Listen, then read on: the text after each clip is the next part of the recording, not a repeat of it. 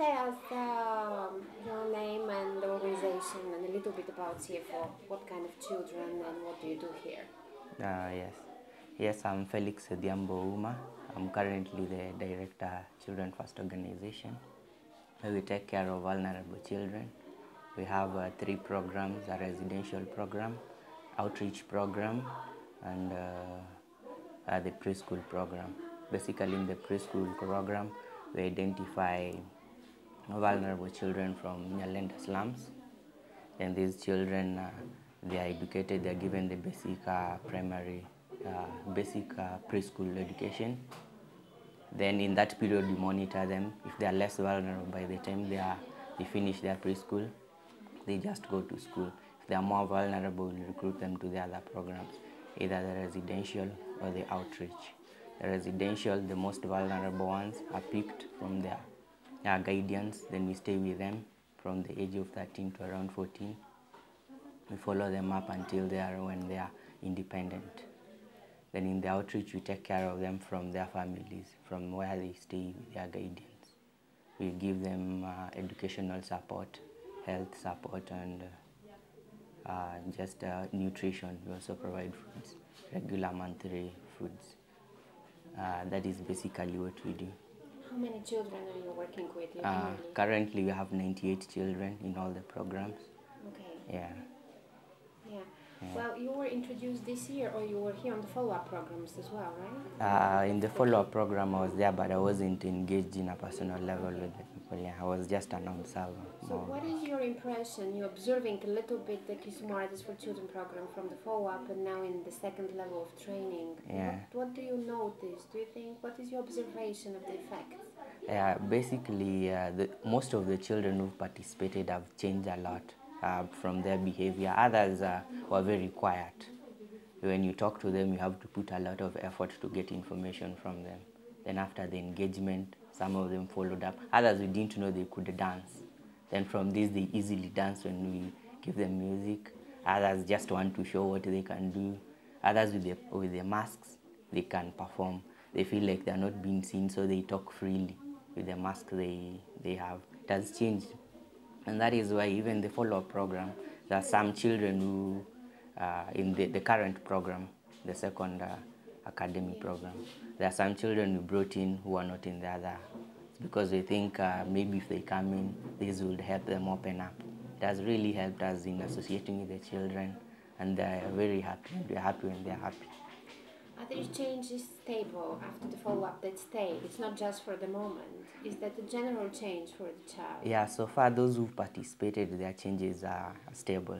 Like for instance, there's Collins. Collins is one of our children in the residential program. He wasn't, he's a bit sickling, but he is not very open. He's such that when you question him, even if you ask him his name, he feels like you're interrogating him, and he can either start crying or something. But now he's opened up.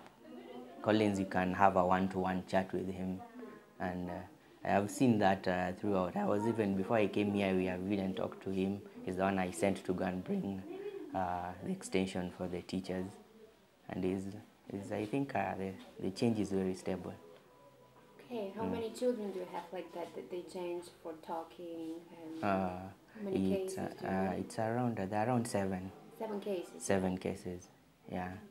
Okay. Yeah, and there are new children we brought in, and I hope, so far I've seen them changing. The other night we had a brief party celebration, and I saw them opening up. They were dancing around. Even those we thought would just sit around were dancing, and I think that is good. Nice. Yeah. Do you think this program influenced their skills, learning skills, and helping them in their education? Yeah, I think it does, because this program was also encouraging them working together. Yeah. And this, when they do their personal studies, we also encourage them to work together. So from this, when they are studying, somebody, like here, somebody is a leader from the program. The leader ends up being the leader in their class when they are doing personal studying.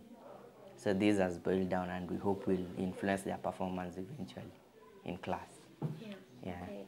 What do you think about the Kisumaritis? Are you happy with their performance here and training skills? Yeah, we are very happy. I've attended some of the things they've organized, like when you're launching the second academy, I was there. So some children dance, and even the ones from CFO wanted to do some of the routines. They are very good.